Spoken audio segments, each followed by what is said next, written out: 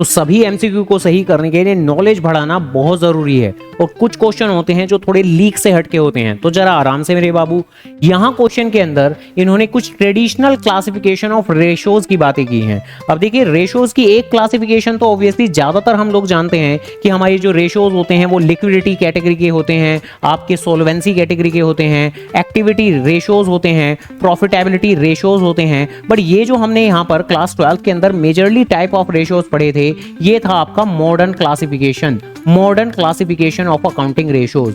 Traditionally basically जो ratios को कहा जाता था वो कहते थे हम, एक बैलेंस शीट रेशोज होते हैं हमारे, एक आपके होते हैं जी आपके पी&एल यानी स्टेटमेंट ऑफ पी&एल वाले रेशोज, और एक रहते थे आपके कंपोजिट रेशो। अगर मैं इसका मतलब हल्का फुल्का समझाने की कोशिश करूं तो आओ जरा बात करें। तो अगर कोई भी एक ऐसा रेशो है जिसमें सिर्फ मैं बैलेंस शीट के ही एलिमेंट्स ले रहा हूं, जैसे कि current ratio, current asset current liability दोनों बैलेंस शीट है, तो वो बैलेंस शीट रेशो में फॉल करता है। और इसके अलावा अगर कोई मैं ऐसा रेशो ले रहा हूं जिसमें सिर्फ पी&एल के ही आइटम आ रहे हैं, जैसे कि ग्रॉस प्रॉफिट रेशो या नेट प्रॉफिट रेशो, जिसमें मैं सेल या ग्रॉस प्रॉफिट लेता हूं या नेट प्रॉफिट लेता हूं जो मेरे प्रॉफिट एंड लॉस में ही डिपेक्ट होते हैं, तो वो आपका पी&एल रेशो ही कैटेगरी में आएगा। लेकिन कंपोजिट रेशो क्या होते हैं, जिसके अंदर एक एलिमेंट आपका आने वाला है क्या, बैलेंस शीट से, दूसरा एलिमेंट आने वाला है क्या, प्रॉफिट एंड लॉस से, जैसे कि वर्किंग कैपिटल टर्नओवर रेशो, या फिर मैं कह सकता हूं बेसिकली रिटर्न ऑन इन्वेस्टमेंट। तो जहां पर वर्किंग कैपिटल टर्नओवर रेशो में एक एलिमेंट सेल होता है जो वैसे पी&एल से आता है, दूसरा एलिमेंट वर्किंग कैपिटल जो सीएसीएल है जो मेरे बैलेंस शीट से उठ के आते हैं हमारे।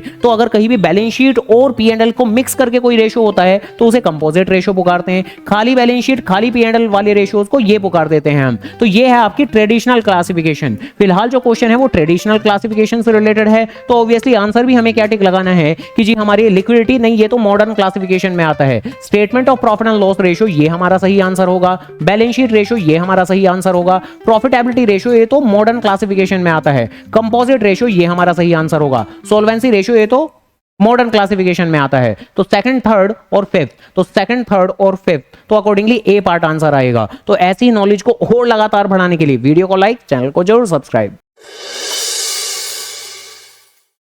तो करना करो ना भाई, क्यों नहीं कर रहे? आप कहाँ थे ज्ञानी बाबा?